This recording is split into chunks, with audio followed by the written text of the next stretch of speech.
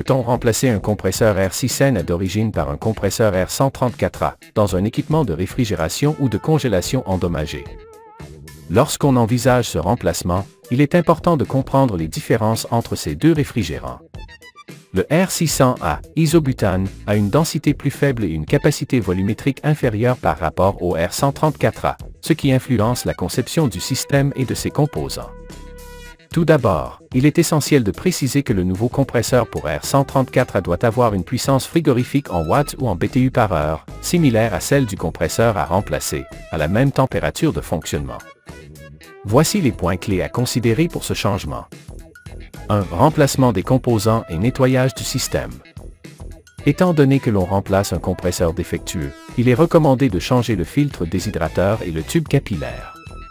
De plus, un nettoyage approfondi du circuit et un tirage au vide adéquat doivent être réalisés avant la recharge pour éliminer les résidus d'huile et les éventuels contaminants.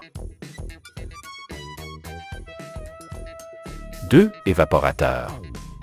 La capacité volumétrique du R6N-A est bien inférieure à celle du R134A, ce qui signifie qu'un évaporateur conçu pour le R6N-A doit être capable de gérer un volume de gaz plus important, pour compenser la plus faible capacité d'absorption de chaleur du R6N-A.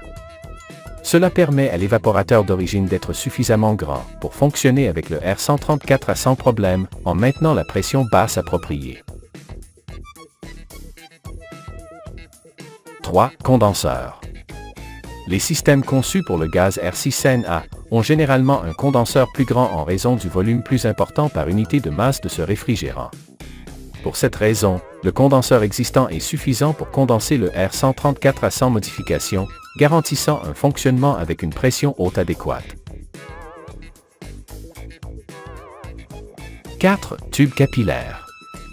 Il est impératif de remplacer le tube capillaire d'origine conçu pour le R6N-A par un tube adapté aux nouvelles dimensions pour le R134A, en l'ajustant à la capacité exacte du nouveau compresseur.